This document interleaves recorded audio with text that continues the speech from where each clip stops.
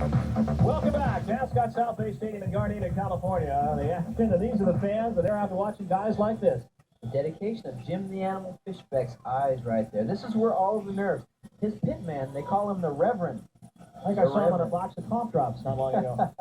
Really, a couple of super nice guys right there. Yep, Fishbeck is one of the nicest guys. Flags for Glen Helen Off-Road Vehicle Park over in the San Bernardino area.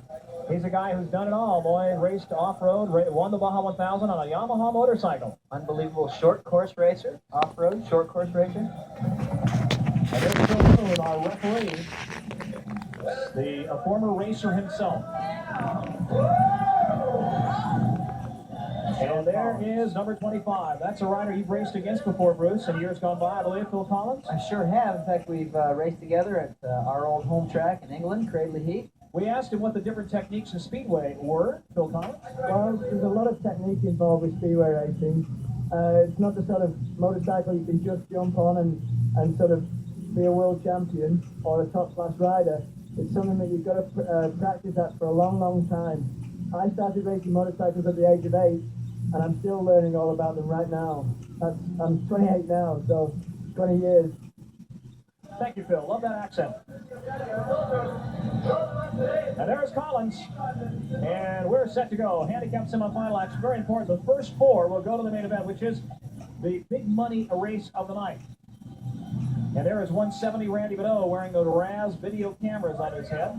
Got 2 riders starting on the back marker. The national champion Brad Oxley and the number 121 Dangerous Dub Farrell. Rounding out the field, Collins, Randy Beddow, Eddie Castro, and Jim the Animal Fishback. I think I gave, is either Bruce Flanders or I who gave him that name back in the early 70s, the Animal. And he is an animal, but a nice guy. You will not find a nicer guy. He's got his work cut out for him. Yep. He goes up. Randy Beddow with the Raz cam leading into the first corner. If he only knew who was behind him right now. Look at the lead he's got. Fishback in second, and Fishback, remember earlier, was moved out to the outside by Castro. Let's see what he can do now. Let's see if he can repair that mistake. Oh, he overslides in the corner. Oh, overslides again. What a recovery from number 275, Jim the Animal Fishback. But he lost about 4 positions right there, and that's Beddow in front. He was pushing there for a transfer spot. Couldn't get through. Beddow leading it. Collins second. 25.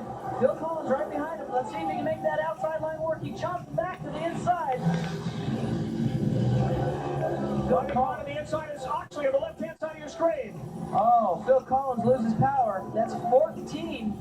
Fast Eddie Castro in second. Let's see if he can move Beddow over. He's running it in hard on the inside. He gets by Beddow, made that mistake. Now Brad Oxley's charging up the inside. Oh, a crash from Randy Beddow with the Raz cam. The Raz cams are suddenly jumped. They were ripped off his helmet and went bouncing across the track. Let's see if we can get a replay of that, Larry. That was a bizarre crash, Bruce. It sure was. Let's take another look at it. There's Beddow, and then with the Raz cameras, he's on the right-hand side of the screen, light-colored leathers. Fast Eddie Castro moves him out here. He's on the inside, pushes Randy out. He didn't hit him. There was no contact made. Not yet. Nobody's fault. Randy tries now to try to get in between them. Oh, Eddie Castro bobbles a little bit, and Randy Beddow runs right up the back of him. Right up the back of him. It was not Randy Beddo's fault. Eddie Castro looked like his motorcycle missed a little bit, and over the top he went. Terrible crash. Beddow looks to be okay, though. Let's check it out. Yep, he's up. Boy, he had that Raz video cam on there. I wonder if that tore that thing apart. I'm sure that's worth a few dollars. I think it did. Giving a few of the riders high five in the pits. He's okay. Thank goodness. Well, there's something. We've lost. No, the light goes back in. There's Castro, number 14. Sliding back from the seat. Whoa, the chain fell off. You see the chain? That's what happened. That's what happened. The rear chain came right off the motorcycle. You saw it whip up a little bit. He has no control. Castro's bike. Castro's bike. When the chain falls off, he has no control of the motorcycle, especially coming into a corner like that. Let's go to David Stanfield, find out what happened. David, take it away.